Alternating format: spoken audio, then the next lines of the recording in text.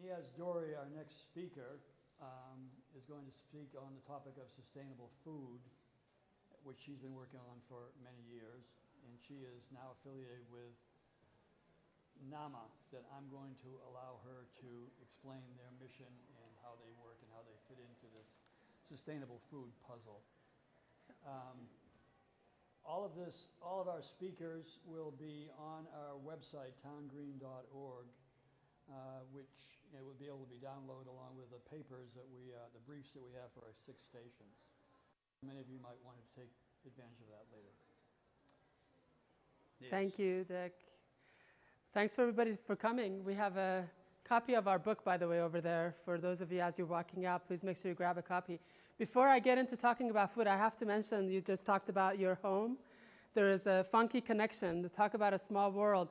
Right after Hurricane Katrina, I helped launch an organization called the Healthy Building Network that created the first ever factory in the Gulf of Mexico to build modular homes for people who couldn't otherwise afford it. It was healthy, green, modular homes for people, particularly in the low income. The name of the company was Unity Homes. And fast forward to a couple of years ago, the people who you contacted us to buy the domain name from us, so that because the Unity Homes in the Gulf, we with what's his name, the actor,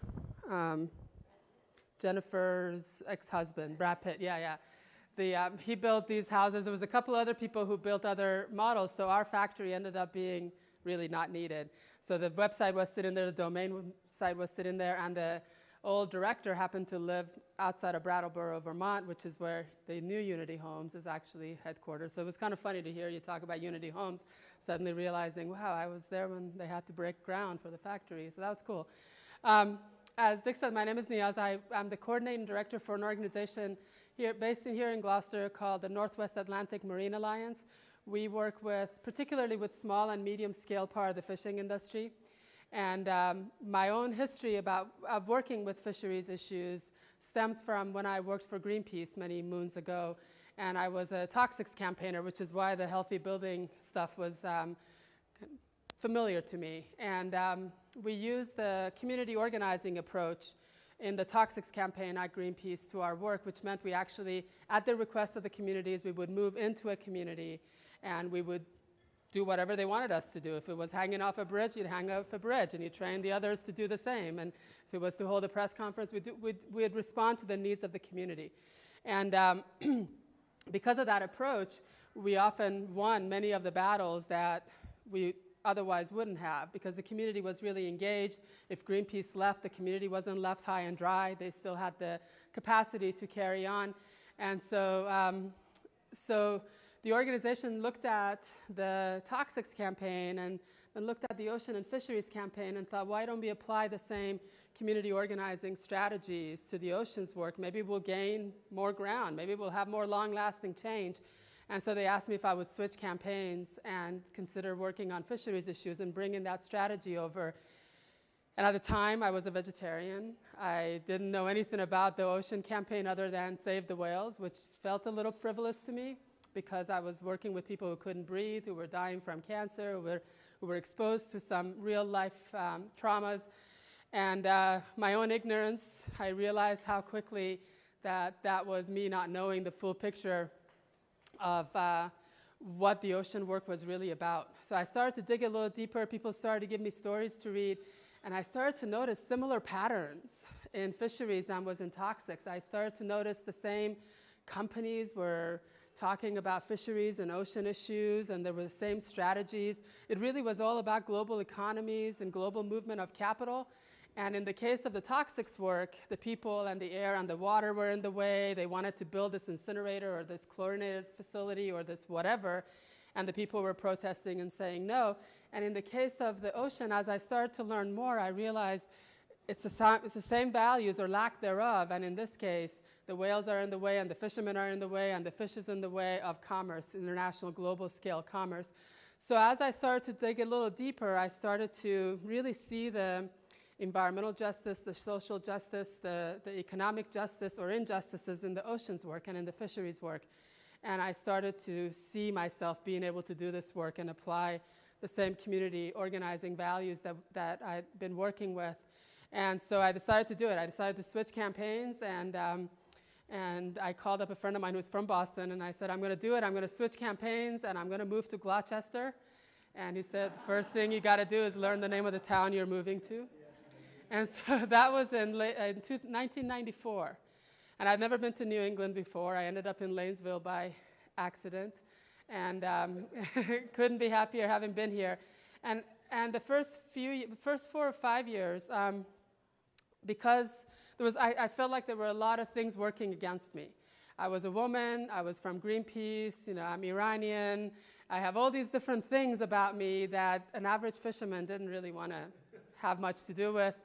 And so I decided that and I'm vegetarian, didn't even know what a fish looked like.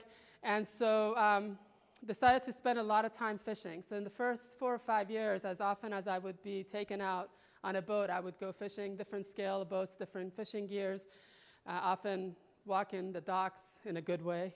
At about 3 o'clock in the morning, seeing a boat light on, I'd go up and say, hey, I'm from Greenpeace, will you take me out fishing? And sometimes they would, sometimes they wouldn't. In Kodiak, I once had a shotgun pulled on me when I asked that question.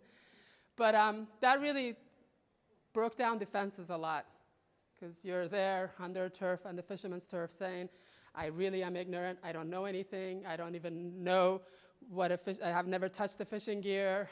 So it was, those first 4 or 5 years were really school for me. And one of the major lessons that I learned at that time was what a difference it makes, who is behind the wheel, and who is actually running the show.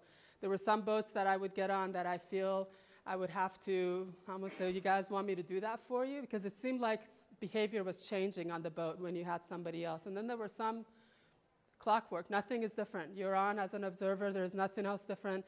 And that made me realize that some of the values that the skippers bring to the boat is spread throughout the crew, whether that's good or bad.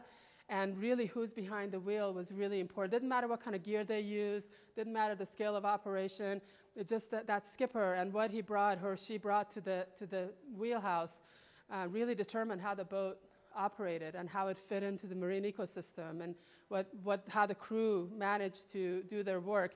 And that was a really important lesson for me, because coming from the environmental community, you're taught these slogans. You're taught these things about all fishermen are this, and then the fishermen say all environmentalists are this, and we have all this really broad brush approaches to how we decide to define people. And we know that now in our society as well. We do that a lot. And I realized that there was actually a difference between people who fish and people who extract seafood. And we have to really honor the people who fish and the harmony that they try to create with their work and the ocean. And not that we're looking for perfection out of any of us, but when I started to realize that the difference between having people who fish and people who extract seafood on the water is the difference between factory farming and family farming. It's a difference between having a scale-appropriate food production system versus a monoculture approach to food production that's really just designed to feed the global economies of scale and not our communities first. And those really became important lessons for me. And I started to reflect back on some of the history of food production, land food production. And then I looked at the seafood production and realized, wow, we're killing these marine animals, and our rationale for it is that we got to feed people. Yet nowhere in the seafood system do we take lessons from farmland, from the land food system, to see what kind of markets work, what kind of economic formulas do you need to make sure farmers are getting paid a fair price while the people who actually need the food can eat it. None of those issues were being applied to the seafood world, and yet we kept talking about we need sustainable seafood, we need sustainable, well, what is our definition of sustainable seafood? What's our definition of sustainable food?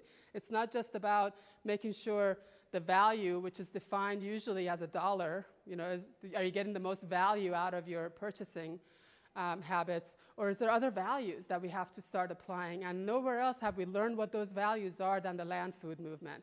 We've really learned the value of family farms. We've learned the value of a diversified farm. We've learned the value of farmers getting paid a fair price really means that we're no longer eating off their backs. There's a lot of there that's transferable from the land food system to the seafood system.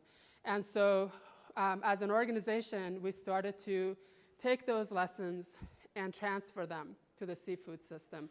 We started in late 2007 with the first community-supported fisheries model, which is created in the image of community-supported agriculture. And the very first one we helped pilot was in Port Clyde, Maine, with the main objective of a fair price to the fishermen. Because what we were noticing at the time was that as fishermen, you could do everything you can to live within those limits. But when you're getting paid 10 cents a pound, 30 cents a pound, 25 cents a pound, whatever it is for your catch, regardless of what that catch is, and your cost of production is $3 a pound, $4 a pound, $5 a pound, who's making up that extra $3? Somebody's making it up. And the way they had to make it up, or they have to still, is by volume. So you're creating an industry that has to rely on volume to make ends meet, and even worse, volumes of predictable, unidentified food objects. You know, these are the things we want. They're the square white things, and or they're the, you know, square pink things of salmon, or whatever they happen to be. We have demanded that level of predictability from land and from the ocean, and we're not willing to pay the fair price for anybody who does anything different. And that has led to this both land food and seafood systems that are focused on monoculture, single species, high volume, low value operations that don't bring as much back to the land or the sea as they need to, and they're not even feeding the right people. Most of the people who live near coastal areas can no longer afford to eat their own catch. They can no longer afford to actually catch their own fish, because with that economic model comes the idea of consolidation of the industry, the idea of privatization of land, privatization of fishing rights. And so when you privatize fishing rights, the first people who lose are those community-based folks who no longer can afford to buy fishing rights or lease fishing rights. And to give you a little example where the privatization adds to the economics, I mentioned a couple of minutes ago about the fishermen's cost of production was about, actually when we did some back of envelope calculations in 2010, a few boats in Gloucester, try to figure out what the real cost of production was. And what we discovered across, this is people who were fishing for ground fish, cod, haddock, flounders and such, and those are the ones we always hear are in trouble. And we discovered that on average, they were getting paid 65 cents a pound less than what they needed to break even on their fishing business. Forget mortgage that you had to pay for the house, clothes for the kids, health insurance, food, none of that. In 2010, here in New England, a policy was adopted called catch shares. I don't know if people have heard about it. You might have seen, well, maybe not. It's a policy that's been in effect. It's actually, anybody familiar with the neoliberal approach to economics, which essentially has been privatization, consolidation. It's the same policies that ended up plaguing the financial system, and we know what happened with the crash in 2008. So those same policies have been applied to the ocean since the late 80s, to consolidate who owns the rights to fish, to consolidate who ends up controlling the fishing industry, privatize those rights, and put a price tag on them to the point where the rights to fish are going at prices that are higher than the fish itself. So after 2010, the cost of leasing the right to fish gets added to the bottom line of the ground fish fleet here. A couple of years ago, the policy people here in New England released some numbers after the first couple of years of figuring out how this privatization policy had panned out. I know this might be a little too in the weeds, but just bear with me for a minute. The numbers came out, and the cost to lease the rights to fish for a certain population of cod here at that time was $2.49 a pound. The cost to lease the rights to fish those fish. Not the cost of your fuel, not the cost of running your boat, not the cost of paying your crew. $2.49 a pound just to pay for the rights to fish. Anybody want to take a guess what that fish was, what fishermen got paid for that fish at that same time? $1.09 a pound. So you're already in the red by the time you arrive at the dock. You add to that $365 I mentioned earlier, the cost of running the business. You add to that the mortgage and the house and the health insurance and all those other costs associated with the fishing operation. You get to the dock, you're in the red. Farmers aren't any better off these days, or haven't been for a long time. Farmers and fishermen are the two people that I know, the two businesses that I know who cannot set their price based on their cost of operation. In the 50s, the people familiar with the Farm Bill, which is what regulates the land food for the most part, there was an element of it at one point that ensured parity for farmers, which meant that you could at least get your basic needs met. But that parity went away in the 50s, 40 years ago or something. There's some people in this room who know these dates better than I do, and I'm going to call on you at some point. And when that went away, that meant costs of the farmer's cost. Let's say this is the farmer's cost. What they were getting paid wouldn't even reach that line. And so parity was nowhere to be seen. And then we hear all these complaints about subsidies. Well, you know, the Farm Bill has too many subsidies. We've got to get rid of subsidies because the farmers are getting too much money from the government, all these subsidies. Yet none of those subsidies, very little of those subsidies go to the farmers that we want to support. Most of it goes to agribusiness and industrial production systems. So these subsidies don't even bring those farmers that we want to support up to the point of parity. The same disparity exists for the fishing industry. Most of the subsidies go to the big guys or gals, and those who really already are contributing to the problem, not necessarily being part of the solution. So we really felt like we needed to do two things. We needed to redefine what it meant to be sustainable. We needed, particularly in the seafood sector, because that's where we work, but also to build alliances with the land food sector in order to show the similarities. The reason we created the model for community-supported agriculture wasn't only to get a fair price for the fishermen. It was also because we felt majority of the public didn't realize what was happening in the fishing industry. And we felt even people in this community didn't know what was happening with the fishing industry in a way that could create a symbiotic positive relationship. And so we felt the community-supported fishery model was going to give people who already decided who raises their chickens, Liz over there in the corner, matters, who grows their lettuce matters, who raises and kills their pigs matters. We felt they needed to get the same feeling about who's catching their fish, who's bringing their fish to the dock, and that it's really important to preserve those community businesses as a way of redefining sustainability. But we also knew that community-supported fisheries, much like with CSAs, really are tailored towards a very specific slice of the population. It is a slice of the population that happens to also take political action, which is another reason why we really were interested. We wanted part of sustainability to be use your market power to shift policy. You can't shop your way out of this is something we hear all the time. And we can't. We have to take that shopping muscle. We got to weigh in on the policy level because ultimately that's where decisions are being made.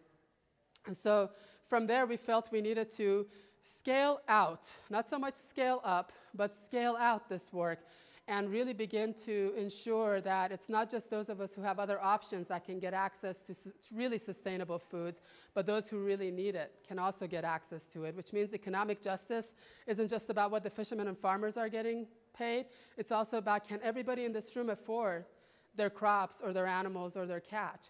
And most of the time that's not the case. Most of the sustainable food as defined right now are really for those who have a lot of means.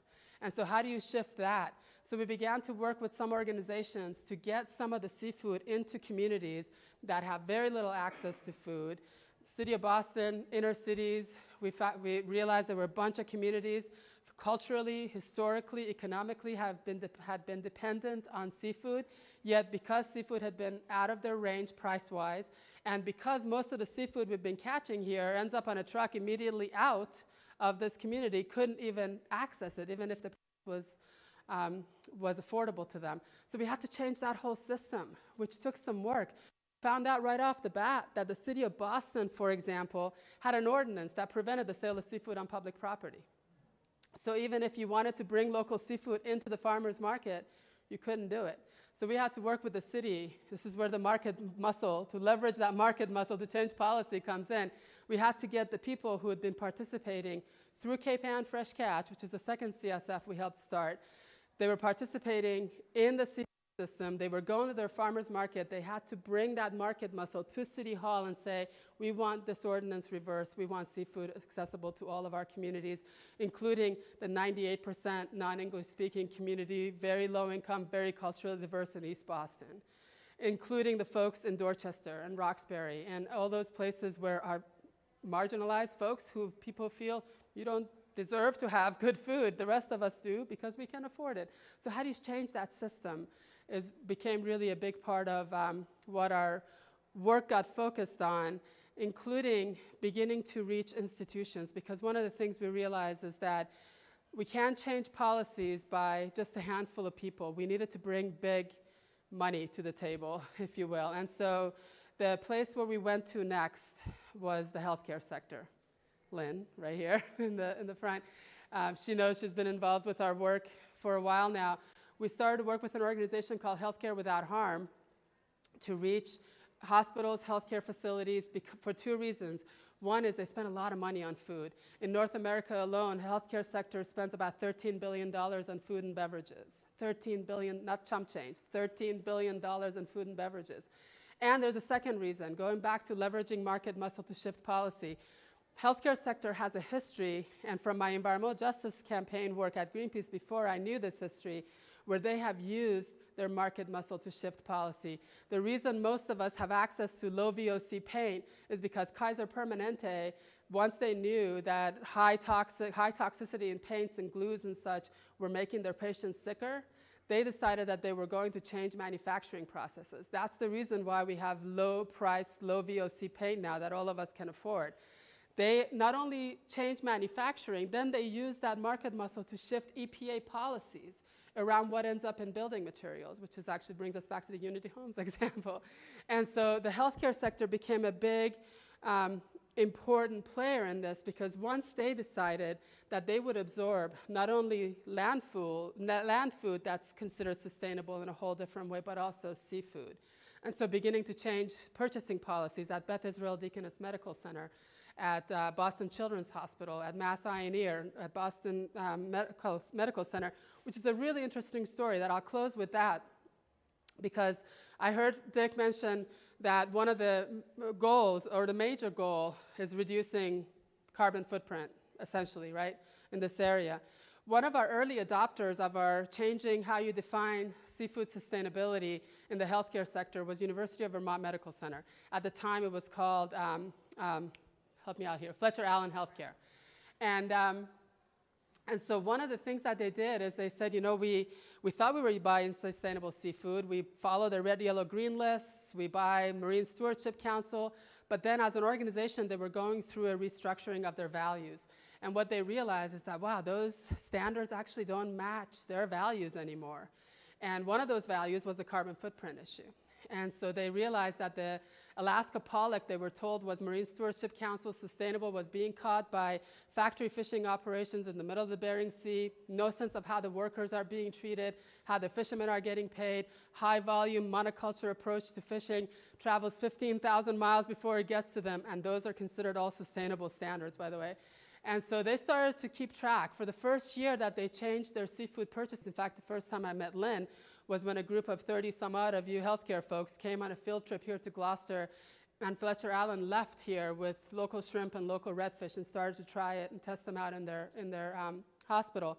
After the first year, they did their calculations and they found out that they reduced their carbon footprint just by making that one choice from 15,000 miles to less than 1,000 miles. Major, big change.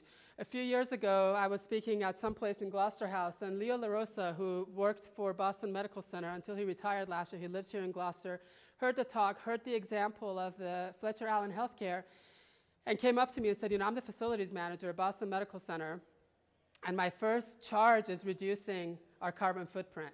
This is the biggest decision we can make. So he, although Boston Medical Center had kind of rejected some of our approach to try to change their purchasing policies, they ended up adopting them because their first charge was reducing their carbon footprint.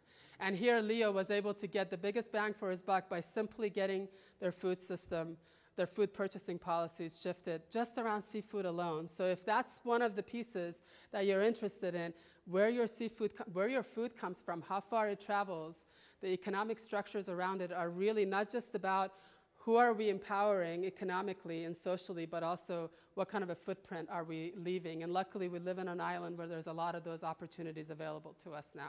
So thank you for having me. This was great. Thank you. Thank you.